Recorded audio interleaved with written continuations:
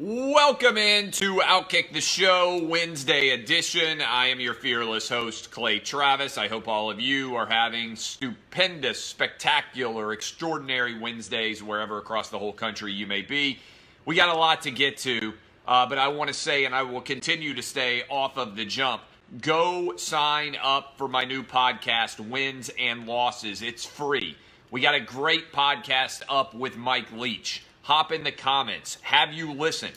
If you have not, it is your fault. Have you listened to Mike Leach? Have you listened to Greg Sankey? Have you listened to Shannon Terry? Have you listened to Jason Whitlock? All of them are good.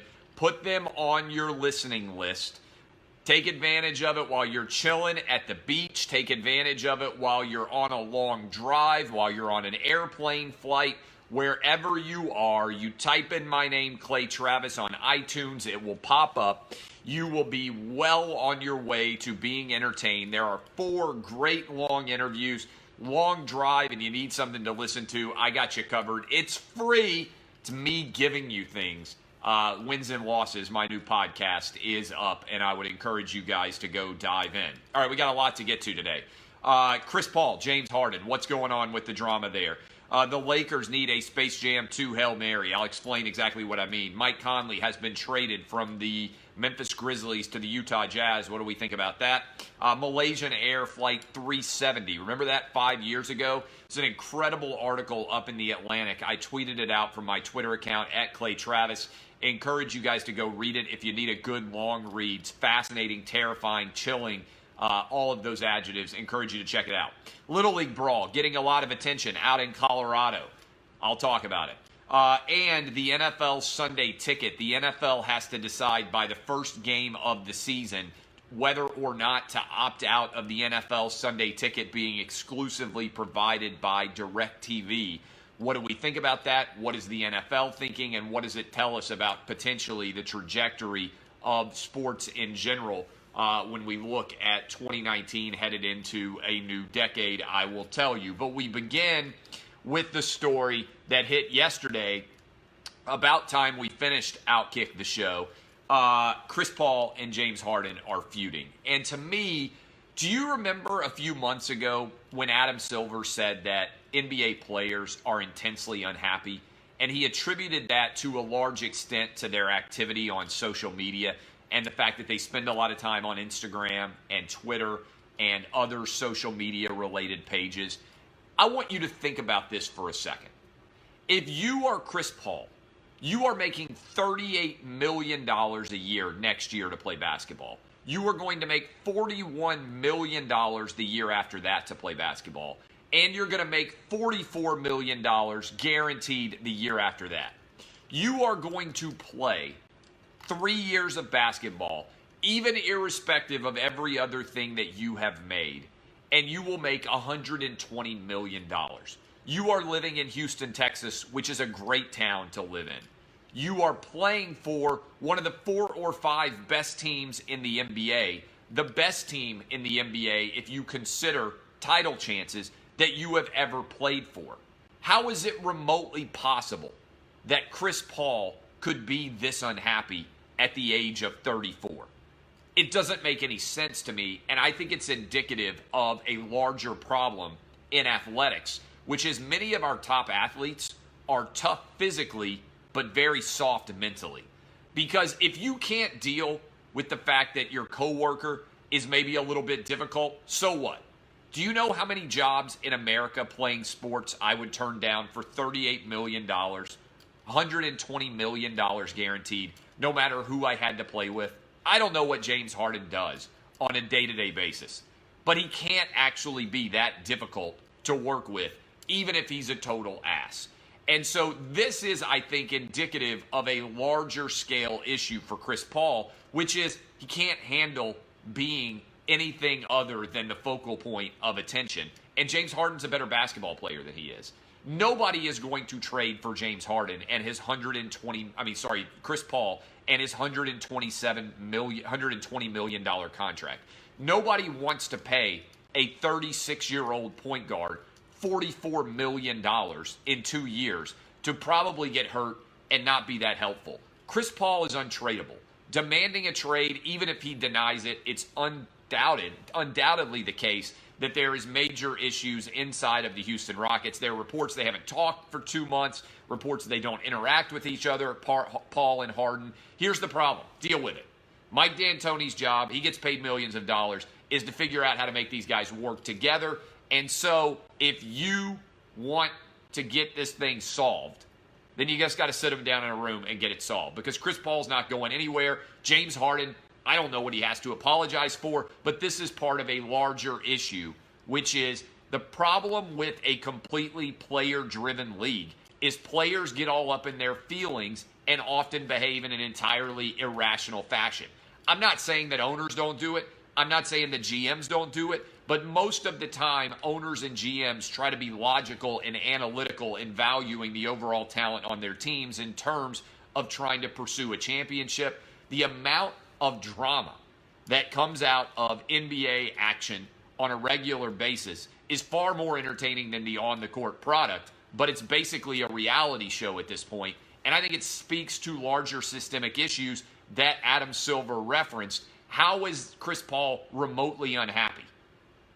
Doesn't make any sense to me. He can't be traded. This is a ludicrous, crazy story. I actually think, paradoxically, if the numbers start moving a little bit, Houston Rockets provide a little bit of value on the futures odds here. All right.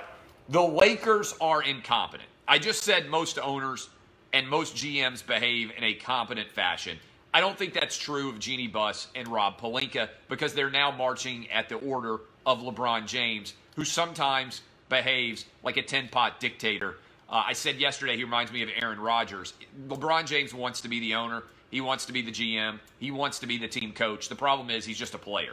And he's just a player who's going to be 35 years old this fall. So what I think needs to happen here is the Lakers, if they are truly trying to grab a third superstar, need to take advantage. This is a Hail Mary, but I think they need to take advantage of Space Jam 2, which is being filmed this summer, and guarantee people as much of a salary for starring in that movie as they can to make up for the fact that the salary cap might not allow them to pay everybody else. All right? Think about this for a minute now.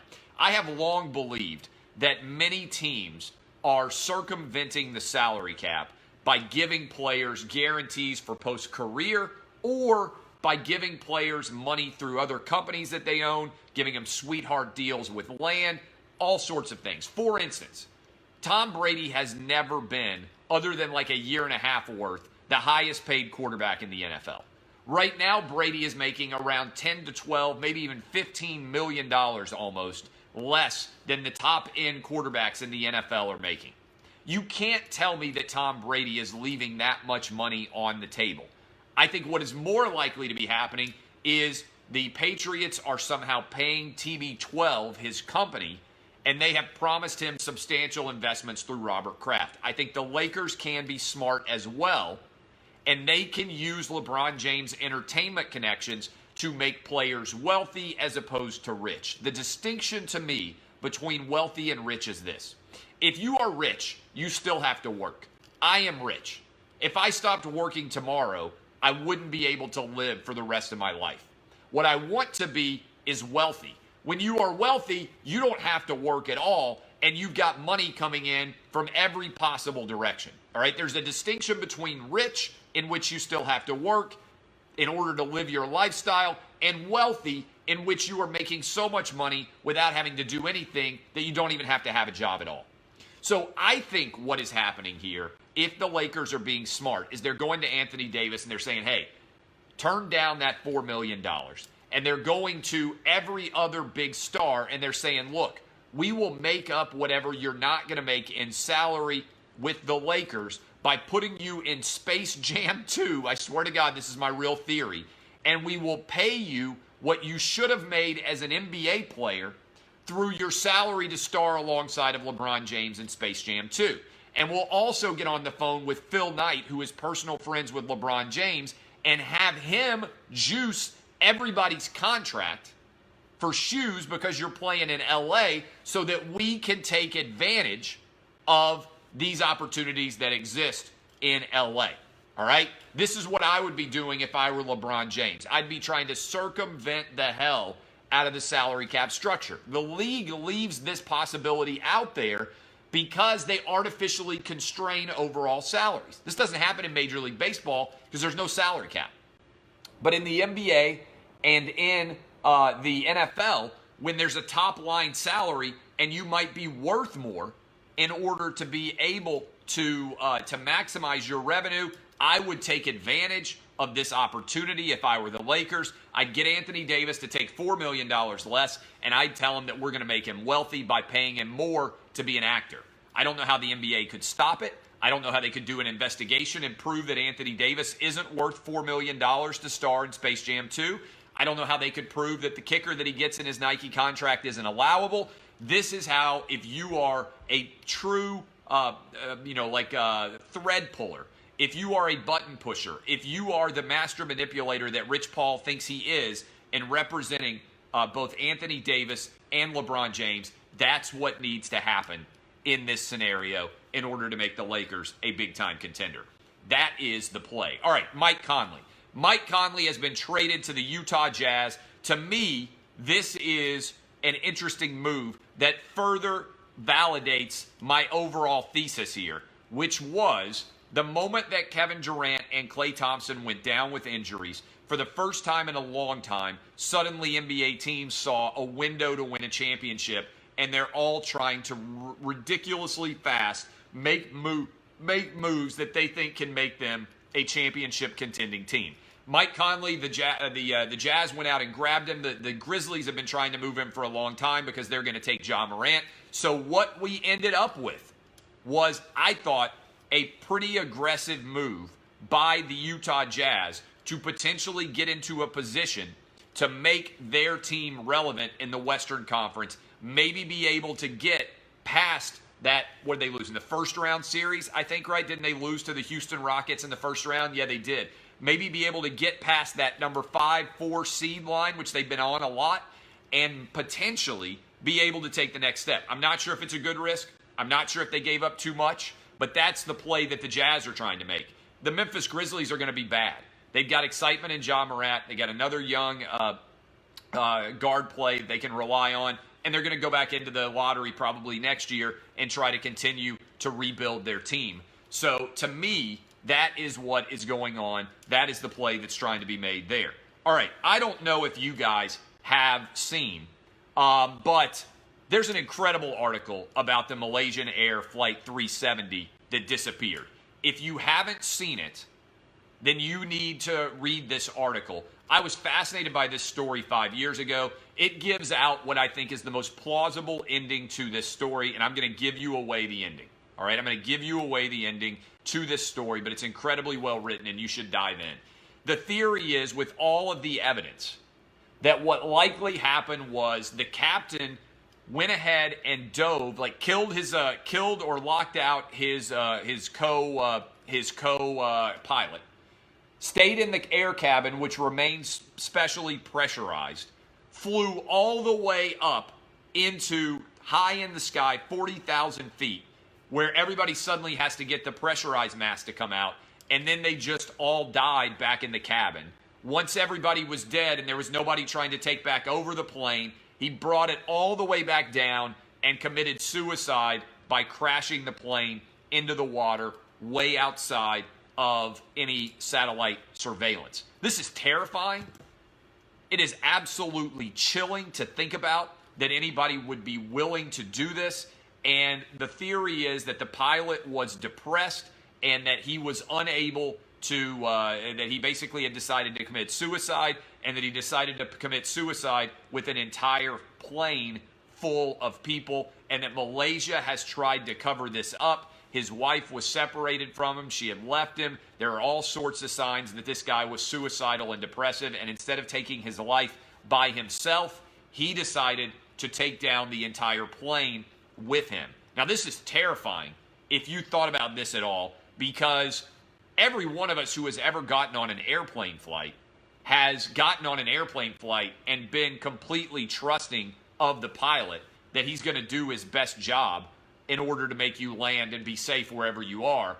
I got to tell you, this is one of the most chilling articles I have read in a long time. But all of the evidence after this 5 years of uncertainty that is marshaled together in this article, all of it suggests that the pilot, 57-year-old pilot, was the one who killed all of these people and that he decided to crash into the ocean far off. One of the most scary aspects of this story in general, honestly, if you follow it, and this is wild, they say that the way that they have a really strong theory that he did it is the guy had a flight simulator in his house. And he decided, he'd done hundreds of flight simulations. One of the flight simulations completely tracked the route of this flight that they had finally been able to map out. And this is crazy. So all of the other flight simulations were relatively normal. This one took the exact same route that the plane took in deciding to end up crashing out in the middle of nowhere in the ocean. And it also covers the pursuit and grabbing of all of the sort of debris from the plane when it crashed. As the plane exploded, basically disintegrated, they said it hit at such a fast speed into the ocean, and all of the pieces of the plane that didn't immediately go down have slowly been flowing off of the Indian Ocean. But this is just terrifying. I mean, just absolutely terrifying. And if anything, what we should be talking about in the wake of this story is not the fact that the pilot, the plane went down, but how do we protect from a pilot who has complete control over the plane suddenly deciding to commit suicide and there being no way to protect the 226 people or more who are on that flight? What if somebody basically decides to commit suicide and become a serial killer in the process? It's utterly terrifying. Anybody who's ever gotten on a plane before, if you read that article in The Atlantic, I guarantee you'll be thinking about it and how chilling it is when you get on the plane the next time. All right, there's a Little League Brawl. Did you guys see the video of the Little League Brawl? Little League Brawl in Colorado. Guy comes running up, throws a punch. And I got to say this. Nobody should ever get in a brawl in Little League. Not the players, not the coaches, not anybody else. But I feel like a lot's getting overlooked here. Primarily the fact that there was a 13-year-old umpire. And nobody's asking the question, how bad was the call? You got a 13-year-old umpire. The call might have been awful. All right? The call might have been completely awful. And nobody's talking about this. I know because I coach Little League Baseball. I've coached Little League Baseball for the last 4 years. We just finished the season. One of the teenage umpires there totally blew a call. I was at third base. Kid slides in, completely safe. All right? Umpire calls him out. I'm like, whoa, what happened here? How did you blow that call? I immediately argue it. I don't want to be too difficult, but I argue it. I let him know he got the wrong call. As I'm walking off the field after the half inning, big call, by the way, would have had bases loaded and 1 out. Instead, lead runner gets out at third. There's 2 outs and runners on first and second. May well have cost us the game. All right? So as I'm walking off the field, I say to the teenage umpire, and by the way, my wife is really upset at me anytime I say anything in Little League sports. Basketball, baseball. If I say anything other than great job, here are your juice boxes, kids, and here are your cookies, she's furious with me. Because she's like, people know who you are. You can't say anything in the crowd. And my position is, I'm just a dad like everybody else or a mom like everybody else. Why can't I react the same way I would if I was completely anonymous to everybody, right? In the Nashville area, people are certainly going to know me, right? So this teenager, I don't know, he's probably 16, 17, 18. He might be 19. I don't know. They all look the same to me.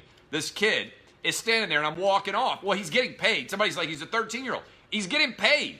If you're getting paid, your job is to not screw up, right? That's my position. I don't care how old you are. If you're old enough to get paid to umpire a game, then you should be old enough to get the calls right. I'm not going to give you a benefit of the doubt. If you're being paid to do a job, then if you screw up at that job, I think you ought to be told. I don't just pay somebody to cut my lawn, and if they show up and they don't do it, I pay him because he's 13 or 14 years old. No.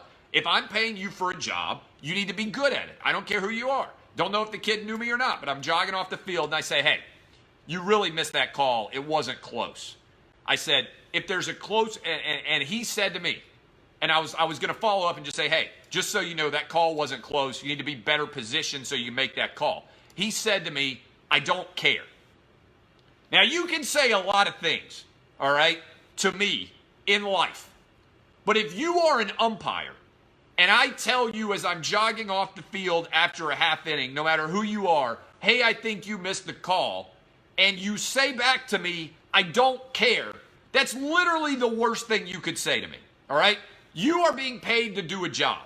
The only reason you are being paid to do a job is because you should care, all right? I don't care who you are. I don't care how old you are. The number one thing, if you are being compensated for a job that I am paying you for, is to care about the job.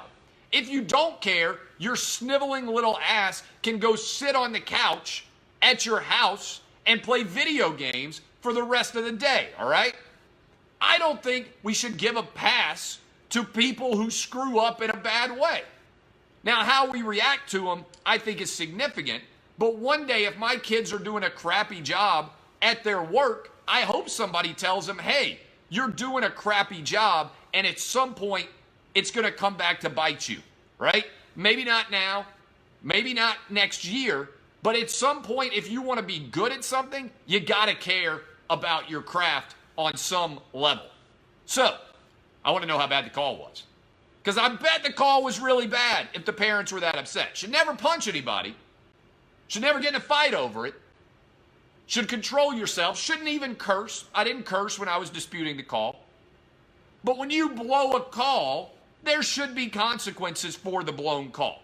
When you do a bad job and you're being paid for that job, it's not wrong to point out that somebody did a bad job.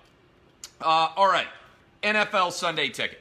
NFL Sunday Ticket is right now only available on DirecTV. I'm curious, on Facebook and on Twitter right now, how many of you pay for NFL Sunday Ticket? A lot of big sports fans watching this right now. A lot of you will be out there listening. How many of you right now pay for NFL Sunday Ticket? I'm curious how many do, because I've got an interesting theory of what's going on here. Right now, DirecTV pays $1.5 billion a year, okay? $1.5 billion a year for NFL Sunday Ticket, exclusivity on DirecTV. The NFL has to decide by September, the start of its next year, whether to make this the last year NFL Sunday Ticket is exclusive to DirecTV, and then they're going to potentially pull it if they want to and make it available to someone else. So they have to figure out whether ESPN Plus, whether DAZN, whether anybody else is out there that is willing to pay more money for this on exclusivity. I've got a theory. I think the NFL wants to take it away from DirecTV, but I don't think they believe they can make as much money anywhere else because DirecTV is hemorrhaging subscribers, and this is a big loss leader for them. So I think the NFL recently got into it with AT&T over the NFL Network and over retrans fees and all these things. I think DirecTV is secretly hoping that the NFL takes it away from them because they have massive debt in the wake of the AT&T Time Warner merger, and I think they are losing hundreds of millions of dollars a year. If the NFL doesn't take it away, then Warner Media / AT&T, whatever you want to call them, is on the hook to have to continue to pay for this package until 2022, which means they could lose $1 billion or more on this property.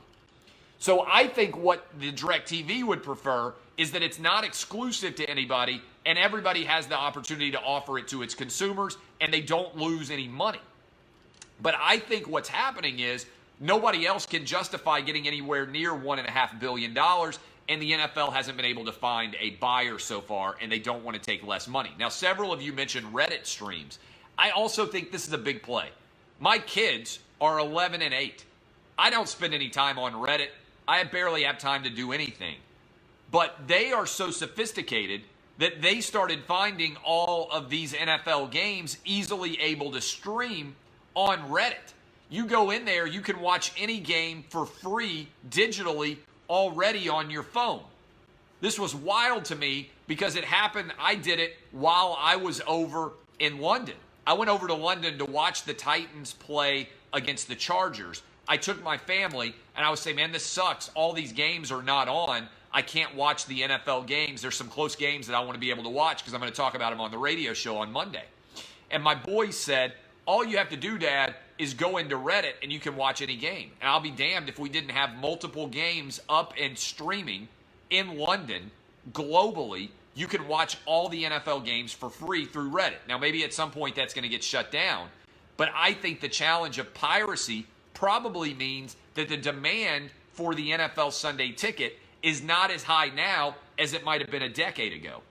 And that there are a lot of people who are able, through configuring their boxes, through getting all sorts of different technological jumps, whether it's, what's it called, Sling? What's the thing, Slingbox? Through Slingbox, no matter where you live in the country, you can set up your IP address so that you get a game in a different place, right? And so I think this is a real challenge, but I think it's an incredible window into the decision-making that the NFL is going to face in the future. Now, if you want to know what I would do if I were the NFL, what would I do? What would Clay Travis do if he was in charge of the NFL? I would take the model from the CBS NCAA tournaments. Do you remember, used to be, if you are a big college basketball fan, you would only get one of the broadcasts in the windows. There are 4 games going simultaneously during the NCAA tournament on Thursday and Friday. And you would only get one of those games, the regional feed. And if you wanted to watch the other games, you would have to go out to a sports bar back in the day. And they would have all the other broadcast versions of the NCAA tournament. Then the NCAA did something fascinating. They sold to CBS and Turner a joint bid, and CBS and Turner said, we're going to put all 4 games on simultaneously. We're going to put on CBS game, TNT game, TBS game, and a True TV game. All 4 games are going to be on simultaneously. We're going to put the score up at the top of the screen, and we're going to let fans choose what game to watch. And initially, there was all this talk about how ratings were going to crumble. All of the different games would have smaller ratings because you're giving people too many options. You know what happened instead? People loved the ability to watch all 4 of the scores, pick the game they wanted to watch, and the actual amount of consumption of the NCAA tournament skyrocketed. Using that analogy, why does the NFL have the 1 o'clock Eastern window, 12 Central, 11 a.m. Mountain, 10 a.m. Pacific, where they kick off all these different games, a lot of times 12, 11, 13 different games, and you're only able to watch one of them regionally on your local CBS or Fox affiliate? Why would the NFL not do what the NCAA tournament did, put every game on, much like college football does, and allow reasonable fans to click around and pick the game they would most want to watch? Your local CBS or Fox affiliate feed can still be the biggest NFL game, but why not use FS1? Why not use FS2? Why not use ESPN, ESPN2, NBC Sports Network, CBS Sports Network, TNT, TBS, everything, and put on every single NFL game simultaneously, all at the same time? That's what I would do if I were running the NFL's television package going forward. I think it's a revolutionary move, but I think it would be a radical and good one for the NFL. We'll start to get an early sign of what might happen with what happens with NFL Sunday Ticket. I love all of you guys. By the way, I think the NFL could make a lot more money that way also.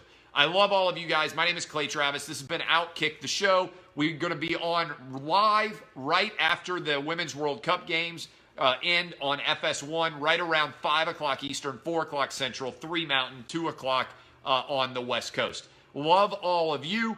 This has been Outkick the Show. DBAP unless you need to SBAP. Kisses. See you guys tomorrow. Love you. See y'all.